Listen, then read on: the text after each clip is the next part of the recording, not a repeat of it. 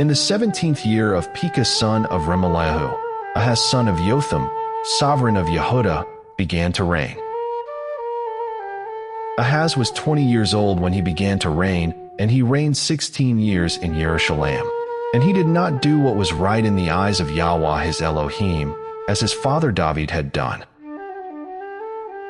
But he walked in the way of the sovereigns of Israel, and he also made his son pass through the fire, according to the abominations of the Gentiles whom Yahweh had dispossessed from before the children of Israel. And he slaughtered and burned incense on the high places and on the hills, and under every green tree. Then Retzin, sovereign of Aram, and Pekah son of Remaliah, sovereign of Israel, came up to Jerusalem to battle, and they besieged Ahaz, but were unable to overcome him. At that time Retzin, sovereign of Aram, recovered Elath for Aram and drove the men of Yehudah from Elath. And the Edomites went to Elath and have dwelt there to this day. And Ahaz sent messengers to Tiglath-Pileser, sovereign of Ashur, saying, I am your servant and your son.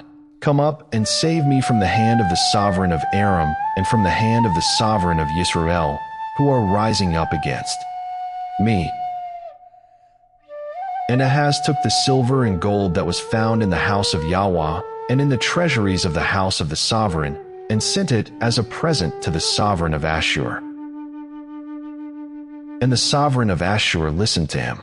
And the sovereign of Ashur went up against Damascus and captured it, and exiled it to Kir, and he killed Retzin. And sovereign Ahaz went to meet Tiglath-Pileser, sovereign of Ashur at Damascus, and saw an altar that was at Damascus. And sovereign Ahaz sent to Uriah the priest a sketch of the altar and its pattern, according to all its workmanship. And Uriah the priest built an altar according to all that sovereign Ahaz had sent from Damascus. And Uriah the priest made it before sovereign Ahaz came from Damascus.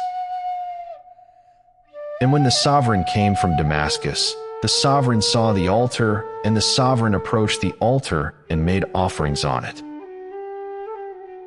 And he burned his burnt offering and his grain offering.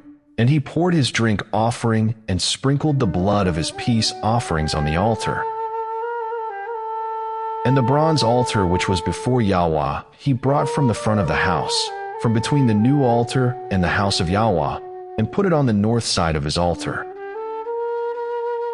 And sovereign Ahaz commanded Uriah the priest, saying, On the great altar burn the morning burnt offering, and the evening grain offering, and the sovereign's burnt offering and his grain offering, with the burnt offering of all the people of the land, and their grain offering and their drink offerings.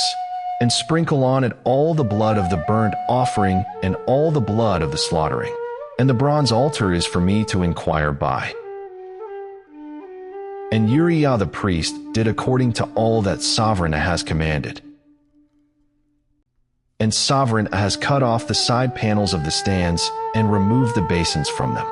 And he took down the sea from the bronze oxen that were under it, and put it on a pavement of stones.